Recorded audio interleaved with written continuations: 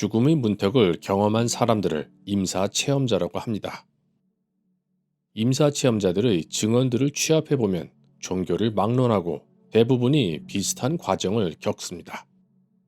첫째, 육신에서 영혼이 빠져나오고, 둘째, 하얀 빛을 향해 다가가게 됩니다. 이 하얀 빛은 사랑으로 가득 차 있기 때문에 거부하기가 어렵다고 합니다.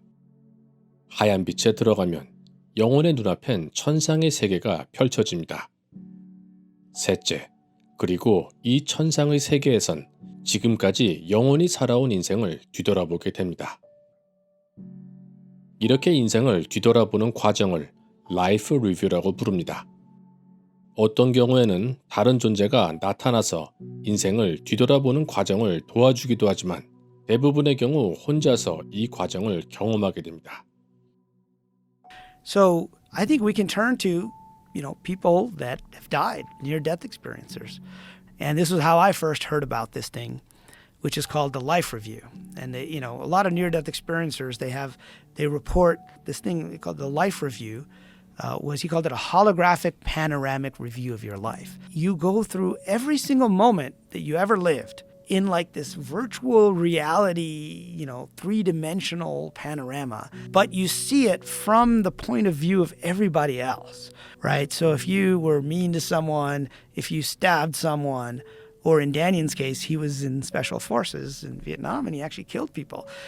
He said he had to experience what it was like to, get the bullet, and then more than that, experience what happened after that guy died, his wife, the guy who died, his wife and children, what kind of suffering they experienced. 넷째, 라이프 리뷰의 결과에 따라 천상의 존재들은 영혼들에게 다음 여행지를 결정하도록 강요합니다. 대부분의 경우 천상들의 존재들은 한 번 더 환생해서 못다한 인생의 임무를 완수하라고 꼬드긴다고 합니다. 임사체험은 지금까지 수만 개의 케이스가 연구가 되었고 데이터베이스화 되어 있습니다. 이 데이터베이스에 기록된 임사체험 기록들을 보면 공통적으로 알 수 있는 것이 있습니다. 그것은 천상의 존재들은 영혼들에게 항상 동의를 얻어야 한다는 점입니다. I had taken a long break. Okay, I had lived many experiences and I took a long break. I would just decided I was done for a while. I was just not doing a physical thing for a while. I was taking a long break. And I remember this guide coming to me repeatedly over and over, like, are you ready to go back yet? Are you ready to go back yet? Are you ready to go back yet? Are you ready to go back yet? So he's basically chilling, waiting around, being harassed to come back to Earth. Okay, let's just call it what it is. There's no beating around the bush. This is what's going on. He is basically being harassed until he incarnates and gets in a damn body. Like reminding me of my own intention and just trying to kind of nudge me back onto the path.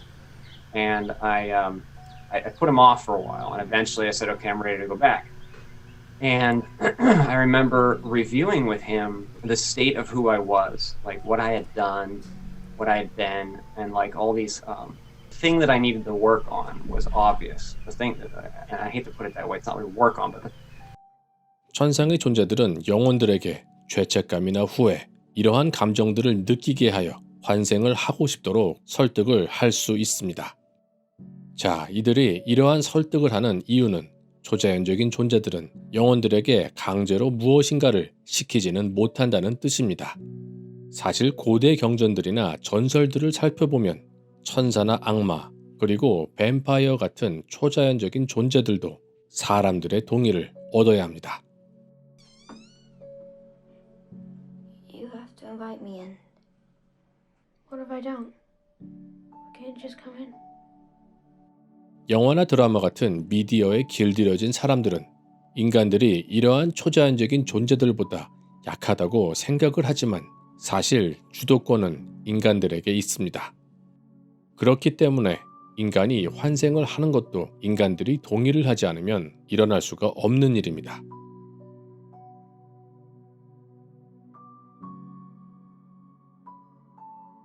I remember being in surgery, and at that moment I felt love. I thought, I must have died on the operating table. The second thought, now here's my analytical science mind still kicking in. So wait a minute, if I died, what's all this? Because first of all, I don't believe in anything. Second of all, my parents told me that you're going to go to hell because you're an atheist now. So I'm not experiencing either one of those. And that's when I really began to wonder what the heck was going on and why am I here? I asked that question in my mind, but then there was an answer to the thought I had.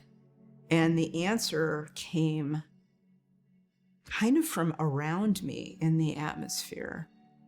And it was the answer of, this is your home. You are a part of me. You're a part of us. Welcome home. When it said that, welcome home, I lost it. Because I remembered. That's when it came back to me. That life that I had on earth was just an illusion. 자, 오늘은 지구 감옥에 대한 이야기를 해보고자 합니다. 지구 감옥이라는 개념은 고대 종교들에서 찾아볼 수 있는 개념입니다. 간단하게 설명드리자면 지구는 감옥이고 우리와 같은 인간들은 지구라는 물질세계 감옥에 갇힌 죄수라는 뜻입니다.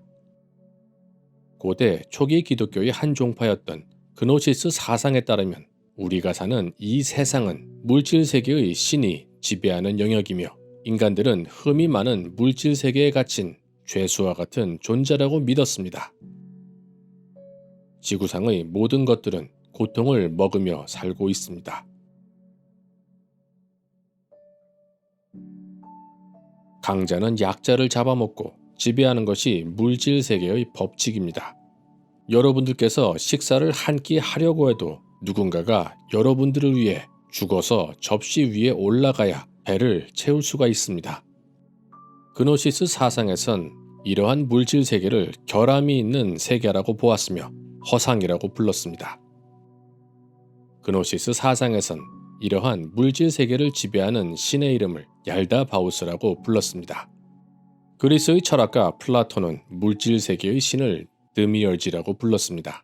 플라톤은 기원전 4세기 그리스의 철학자였으니 드미얼지라는 표현이 그노시스 사상의 얄다바우스보다 오래된 개념입니다. 물론 약간의 차이는 있지만 드미얼지와 얄다바우스는 거의 같은 개념이라고 보셔도 무방합니다. 자, 그리고 지구과목 세계관에 따르면 물질세계의 신인 드미얼지의 아래에는 아르콘이라고 불리는 존재들이 사람들을 착취하는 역할을 합니다. 아르콘은 고대 그리스 단어인데 지배자, 권력자를 뜻합니다. 여러분들께서도 잘 아시는 영화 매트릭스는 지구과목 세계관을 근거로 만들어졌습니다. 매트릭스라는 영화를 보면 인간들이 존재하는 이유는 지배자들의 배터리 역할을 하기 위해서라고 합니다. 여러분들께서 잘 아시는 불교에서도 우리가 사는 이 물질 세상을 허상의 세상이라고 보고 있습니다. 그래서 이 세상을 삼사라라고 부릅니다.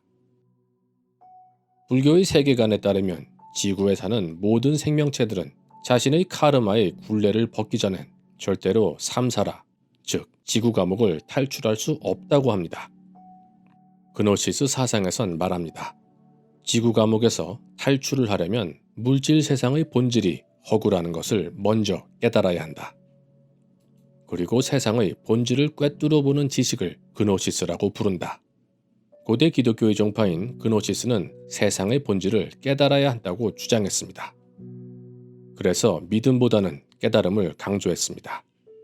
그노시스 사상에선 세상의 진정한 신을 모나드라고 불렀는데 그노시스 사상가들은 신을 인간이 숭배해야 하는 존재로 보기보단 물질 세계에서 탈출하는 길을 안내해주는 스승으로 생각했습니다.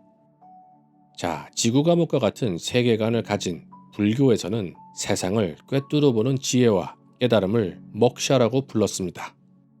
불교에서도 물질 세계의 본질은 허구이며 영원하지 않다는 것을 깨닫는 것이 지구 감옥을 탈출하는 방법 중 하나라고 말합니다. The concept of moksha originated in the first millennium BC, and it plays a significant role in a number of Eastern religions.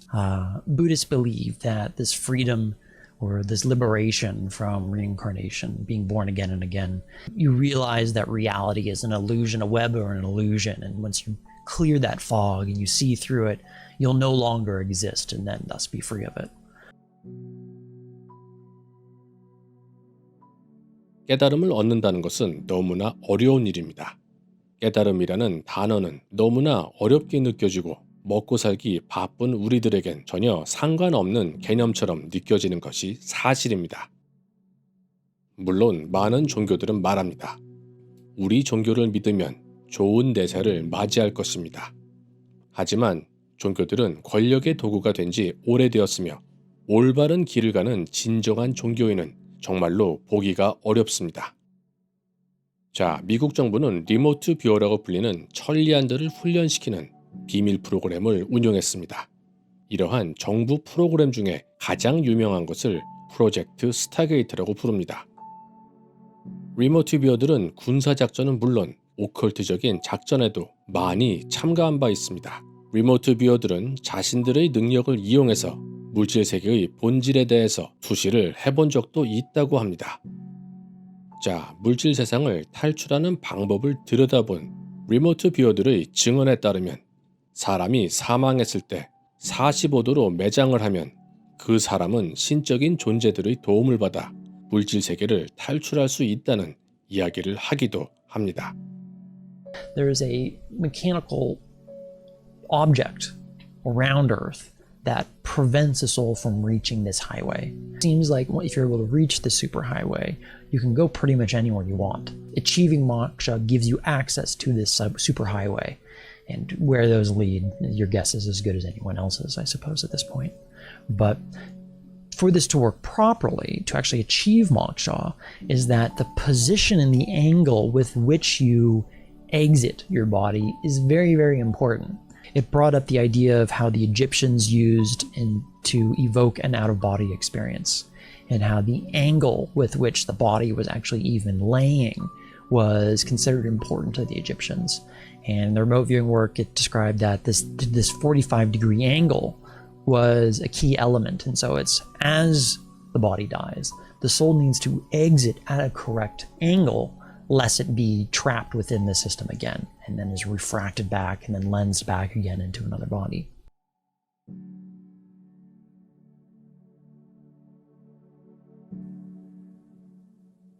So the second contextual part of the information that is described is, well, what is being done to the reincarnating souls? There's a fracturing that is occurring. So the mind, the remote viewing data specifically stated that the mind and body of a person is splayed and fractured. It's rendering them very confused and upset about their predicament. Something is being extracted and taken from them without them being conscientious of the occurrence. The analogy that was used in the work is that of bees in a box, or like a harvest of honey from bees.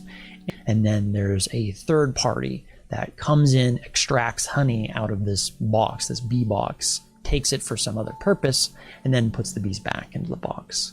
But as that the intelligence or the mind of the soul is being fed on by an external parasitic force. There are drawings of this in the remote viewing work that were not particularly pleasant. They're slightly grotesque. 자, 결국 환생을 하면 할수록 영혼에게는 데미지가 커지며 깨달음을 얻을 수 있는 가능성이 줄어든다는 것을 알 수가 있습니다. 지구 감옥을 탈출하는 방법에 대해서 2편에서 마저 설명을 드리도록 하겠습니다. 1편을 봐주신 여러분들께 진심으로 감사드립니다. 시청해주셔서 감사합니다.